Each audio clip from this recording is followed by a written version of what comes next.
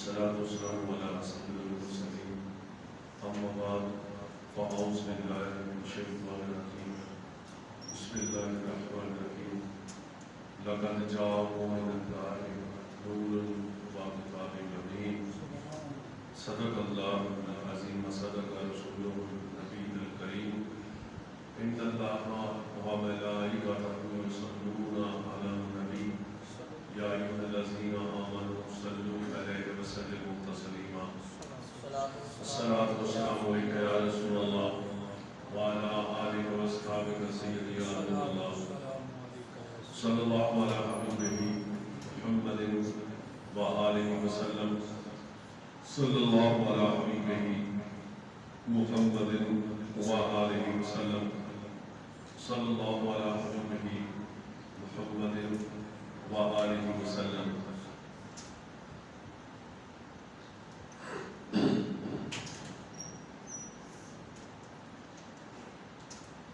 فلک کے نظاروں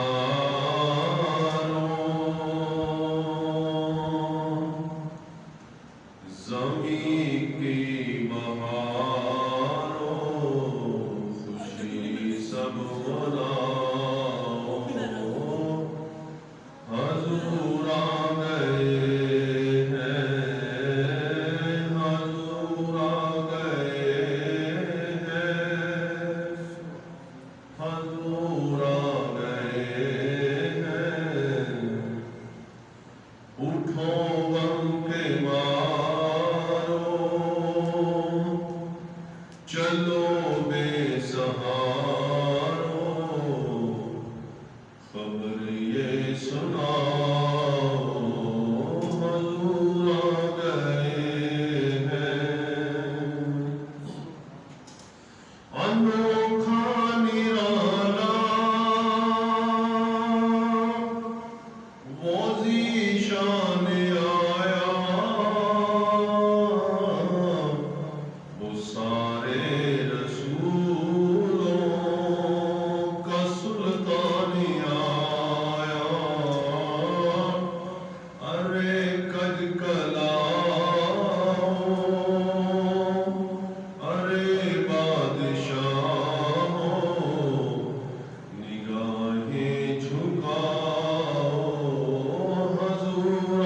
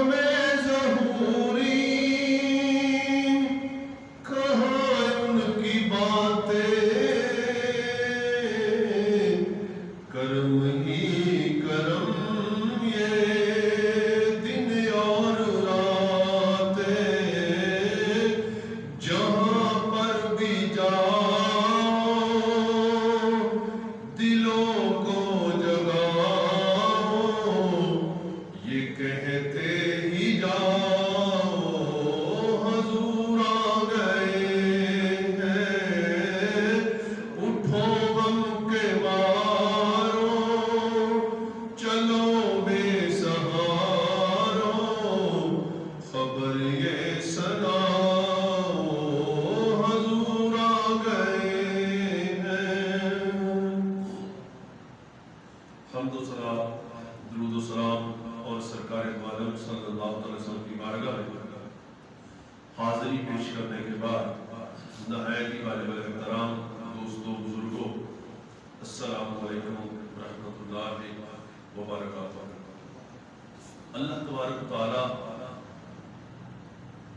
قرآن پاک میں اپنے محبوب علیہ السلام کی ذات پاک کے متعلق فرماتا ہے کہ لقد جاءکم من اللہ نور و کتاب مبین، بے شک اللہ کی طرف سے آیا نور اور کتاب مبین۔ اب آئی ان کے پاس دوسری قرآن پاک کی آیت میں اللہ تبارک تعالیٰ یہ فرماتا ہے کہ وہی اول، وہی آخر، وہی ظاہر، وہی باطن، اور وہ ہر چیز کو خوب جاننے والا ہے۔ اس آیت کے متعلق حضرت شیخ محقق عبدالحق محمود سے دہلوی رحمۃ اللہ علیہ مدارج النبوت میں فرماتے ہیں کہ یہ آیت حمد خدا بھی ہے اور یہی آیت نعت مصطفیٰ بھی ہے۔ یہ صفات الہی بھی ہے اور صفات رسول بھی ہے۔ نگاہ عشق و مستی میں وہی اول، وہی آخر، وہی قرآن، وہی فرقان، وہی یاسین، وہی طٰہٰ۔ حضور صلی اللہ علیہ وسلم اول بھی ہیں اور آخر بھی، سب سے پہلے پیدا کیے گئے اور سب سے آخر بھیجے گئے۔ قصاص الکبریٰ میں ایک حدیث مبارکہ ہے کہ حضرت انس رضی اللہ تعالیٰ عنہ سے مروی ہے کہ معراج کی رات حضور سرور عالم صلی اللہ علیہ وسلم کو کچھ احباب ملے، انہوں نے الفاظ میں آپ سے ان الفاظ میں آپ پر سلام پڑھا، السلام علیکہ یا اول، السلام علیکہ یا آخر، السلام علیکہ یا حاشر۔ تو جبریل امینہ علیہ السلام نے عرض کیا حضور یہ سلام کرنے والے حضرت ابراہیم علیہ السلام، حضرت موسیٰ علیہ السلام اور حضرت عیسیٰ علیہ السلام تھے۔ معلوم ہوا کہ انبیاء علیہ السلام سابقہ انبیاء بھی آپ صلی اللہ علیہ وسلم کو اول اور آخر کہہ کر پکارتے تھے۔ اس سے ایک بات تو یہ ثابت ہوئی، دوسری بات یہ ثابت ہوئی کہ اپنے نبی کی بارگاہ میں جب سلام پیش کر رہے تو الصلاۃ والسلام علیکہ یا رسول اللہ کہہ کے کر رہے بھی آپ کو پھر وہ نور قدرت الہی سے جہاں اللہ تعالیٰ کو منظور تھا سیر کرتا رہا۔ یعنی خالق کائنات نے کائنات بنانے سے سب سے پہلے اپنے نبی کے نور کو پیدا فرمایا اور پھر وہ نور قدرت الہی سے یعنی اللہ کی قدرت سے جہاں اللہ تعالیٰ کو منظور تھا سیر کرتا رہا۔ اس وقت نہ نور تھی، نہ قلب تھا، نہ جنت تھی، نہ دوزخ، نہ فرشتے، نہ آسمان، نہ چاند تھا، نہ سورج تھا، نہ جن تھے، نہ انسان، نہ مٹی تھی، نہ پانی تھا، نہ آگ تھی اور نہ ہوا۔ غرض کے کائنات کی کسی شے کا وجود نہ تھا، لیکن مصطفیٰ کریم آقا صلی اللہ علیہ وسلم کا نور پاک کا ظہور ہو چکا تھا۔ تو پھر جب اللہ تعالیٰ نے باقی مخلوق کو پیدا کرنا چاہا، نور مصطفیٰ کو پیدا کرنے کے بعد باقی سسٹم کو پیدا کرنا چاہا، مخلوق کو پیدا کرنا چاہا، تو مخلوق کو پیدا کرنا چاہا تو اس نور کے چار حصے کیے، اس نور کے چار حصے کیے۔ ایک سے قلم، نور مصطفیٰ سے ایک سے قلم، دوسرے سے لوح محفوظ، تیسرے سے عرش اور چوتھے سے باقی سب چیزیں پیدا فرمائی۔ محب الدنیا دلال النبوت مدارج النبوت میں عبادت نور، یہ مخلوق اول صلی اللہ علیہ وسلم ہزارہا برس تک خاص مقام قرب میں عبادت الہی کرتا رہا. 70,000 سال تک قیام فرمایا، پھر 70,000 رکوع میں رہا، تب سجدہ کیا تو صبح کی نماز فرض ہو گئی. سجدے میں گئے تو ظہر اور عصر کی نماز، پھر قیام اور سجدہ ہوا تو مغرب کی نماز، اور چوتھی بار عشاء کی نماز فرض ہو گئی. امت کے لیے استغفار. پھر اس نور نے 2 نوفل ادا کیے، 1000 برس قیام، 1000 سال رکوع، 1000 سال قوما، 1000 سال سجدہ، 1000 برس جلسہ، 1000 برس دوسرے سجدے میں رہے. اسی طرح دوسری رکعت میں بھی ادا کیا. جب فارغ ہوئے تو اللہ تعالیٰ نے فرمایا اے میرے حبیب، تو نے میری عبادت کا حق ادا کر دیا، میں تیری عبادت قبول کر لی ہے، اب جو چاہتا ہے وہ مانگ لے. حضور صلی اللہ علیہ وسلم نے عرض کی مجھے معلوم ہوتا ہے کہ تو مجھے ایک قوم کا رہنما بنا کر روانہ فرمائے گا، بتقاضا بشریت ان سے غلطیاں سرزد ہوں گی. میں آج اپنی امت کے لیے مغفرت کی دعا کرتا ہوں. اللہ تعالیٰ نے دعا کو قبول فرما لیا. اسی مضمون کو علامہ قسطلانی نے محب الدنیا میں، علامہ عبد الباقی نے رضاکانی شرح محب الدنیا میں، اور ملا معین کاشفی رحمت اللہ علیہ نے معارج النبوت میں، علامہ یوسف نبہانی نے جوہر الحجار میں اور تفسیر بیان فرمایا ہے.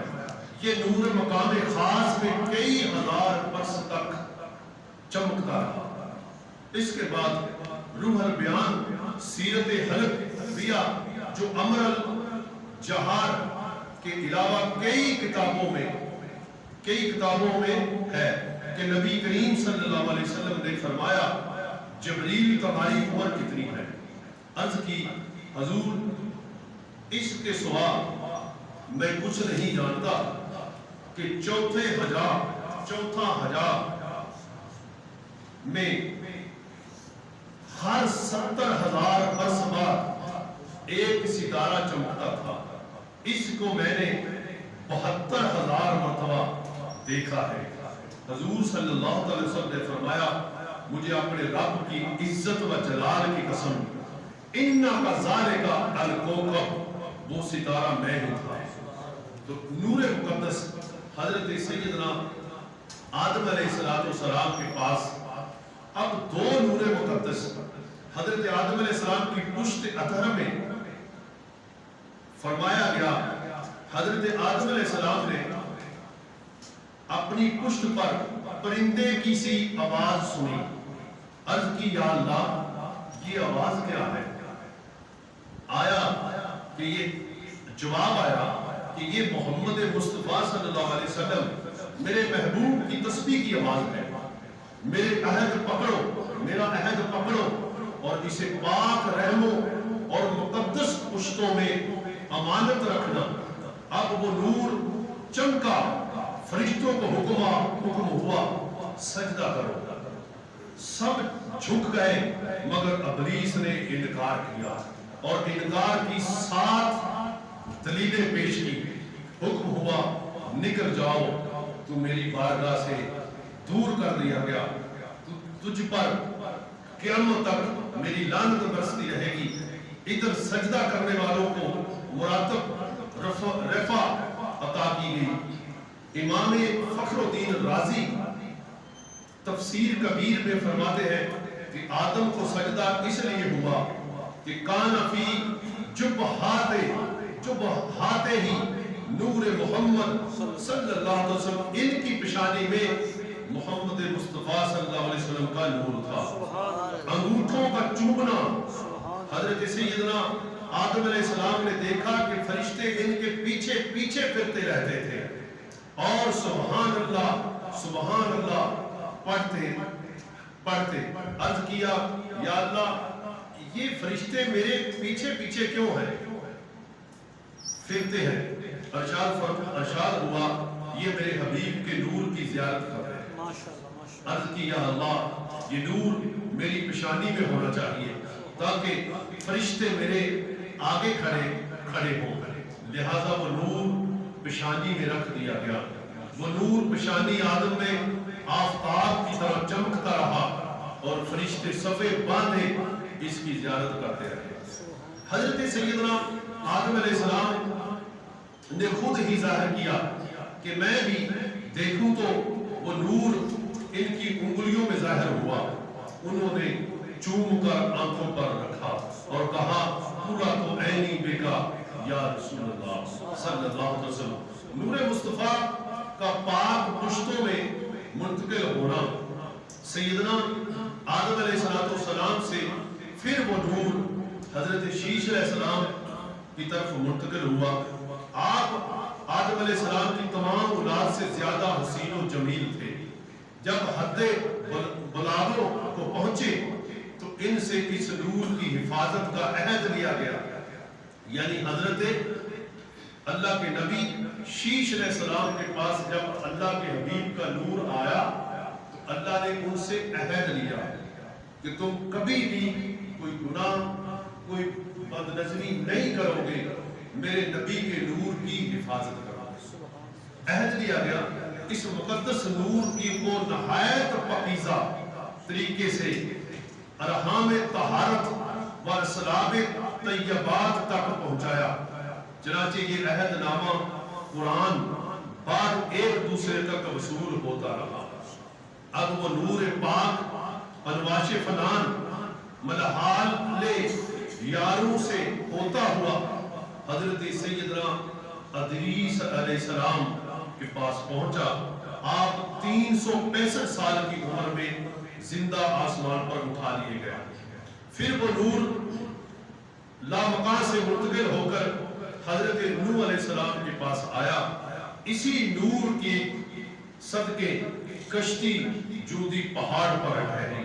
جناب جب اس کے 950 سال تک مالک کے پاس یہ 770 سال حضرت نوح علیہ السلام کے پاس 1000 سال، اس کے بعد جناب صاحب حضرت ہود علیہ السلام اور شروع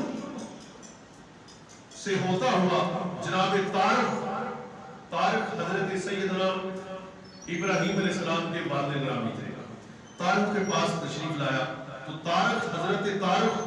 حضرت ابراہیم علیہ السلام کے والد تھے، نہایت عابد زاہد نیک اللہ کے برگزیدہ بندے تھے۔ کئی مہینے پہاڑوں میں تنہا عبادت کرتے رہے تھے، بھوکوں کو کھانا کھلاتے تھے۔ آپ حضرت سیدنا ابراہیم علیہ السلام کی اولاد سے پہلے ہی فوت ہو گئے تھے۔ آپ کی وفات کے بعد آپ کے دادا نے حضرت ابراہیم علیہ السلام کے دادا نے آپ کی کفالت اپنے ذمہ لی۔ جب دادا بھی فوت ہو گئے تو آزر یعنی کہ جو آزر بعد لوگوں نے شجرہ رسول اللہ صلی اللہ علیہ وسلم میں حضور کے چچا آزر جو حضور کے چچا تھے اور وہ بت پرست تھے، بتوں کو بناتے تھے، تو لوگوں نے یہ منسوب کر دیا کہ آزر جو تھے یعنی وہ حضرت ابراہیم علیہ السلام کے والد تھے۔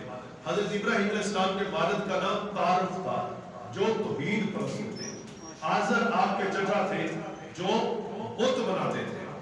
تو آپ کی وفات کے بعد آپ کے دادا نے کفالت اپنے ذمہ لی۔ جب دادا بھی فوت ہو گئے تو آزر جو حضرت ابراہیم علیہ السلام کے چچا تھے کی پرورش میں آ گئے۔ یہ بت تراش تھے۔ حضرت آدم علیہ السلام سے حضرت عبداللہ رضی اللہ عنہ تک کا سلسلہ نسب میں کوئی نہ مشرک ہوا اور نہ زانی، نسل سے افضل نسل سے لے کے ولی آخری تک نبی ہوئے، روح البیان آزر حضرت ابراہیم علیہ السلام کے باپ نہیں بلکہ چچا تھے جس نے پرورش کی۔ جب آپ جوان ہوئے تو آپ نے چچا کو کہا کہ شیطان کی پیروی نہ کرو۔ آیت کی ابتدا یوں ہوتی ہے کہ جب اپنے ابا، یعنی عربی میں ابا چاچا کو بھی ابا کہتے ہیں، اسی ابا کی مثال سے ہی لوگوں نے حضرت ابراہیم علیہ السلام کے جو چچا تھے اس کو والد ٹھہرا دیا۔ یہ آپ کے والد کا نام تعارف تھا۔ حضرت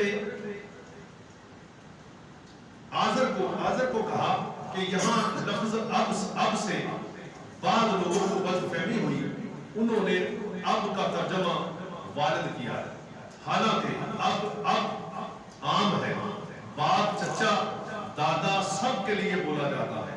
حضرت یعقوب علیہ السلام نے اپنی اولاد کو فرمایا کہ میرے بعد کس کی عبادت کرو گے؟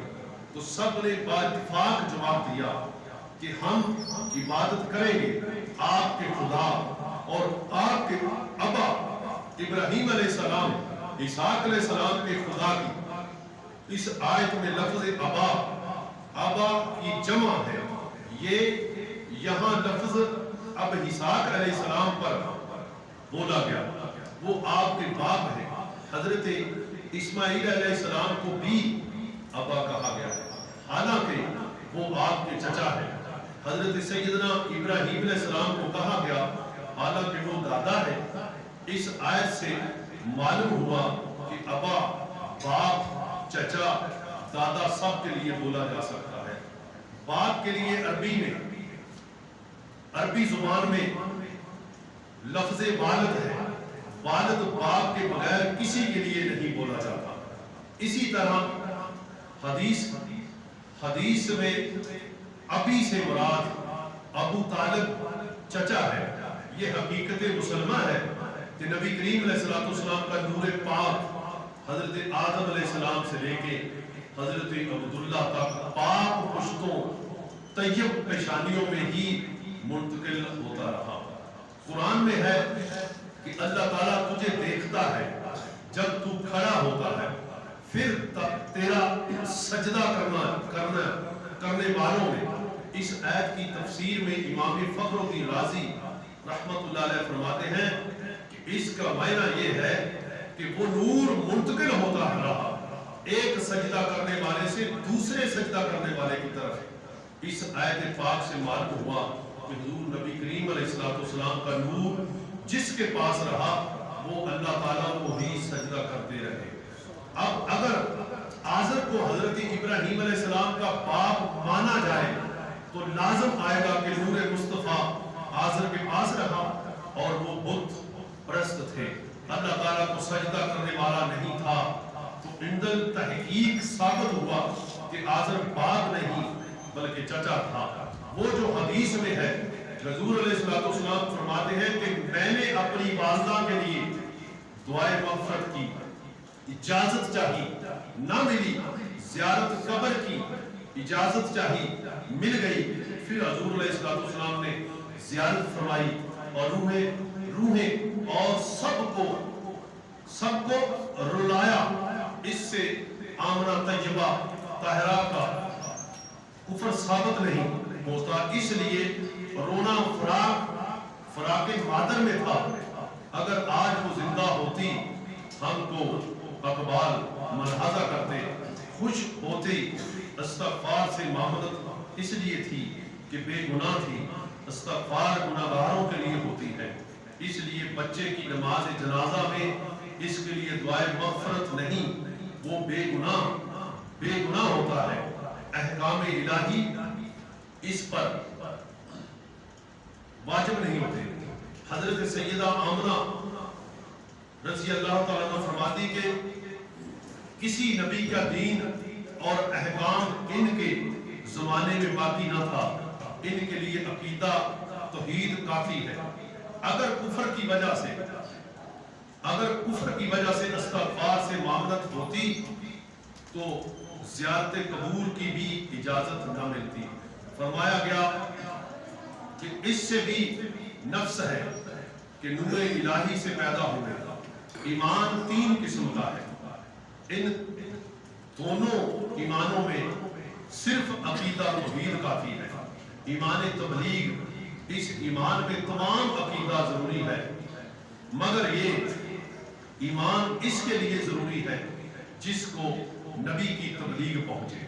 ہاں، حضور علیہ السلام نے حجۃ الوداع میں والدین کو زندہ فرما کر مشرفہ اسلام کیا۔ دیکھو شامی اور شمول اسلام اور علامہ جلال الدین سیوطی رحمۃ اللہ علیہ کے رسالہ، یہ بھی حضور علیہ السلام کی خصوصیت ہے کہ بعد موت ایمان والدین قبول ہوئے، غیر پر قیاس کرنا غلط ہے۔ ان دونوں حضرات کو صحابیت کا شرف بخشا گیا، بخشنے کے لیے تبلیغ ایمان تعلیم فرمائی گئی۔ حضور نبی کریم علیہ السلام کا نور مقدس حضرت ابراہیم خلیل اللہ علیہ السلام کے پاس مدتوں ظہور فرماتا رہا۔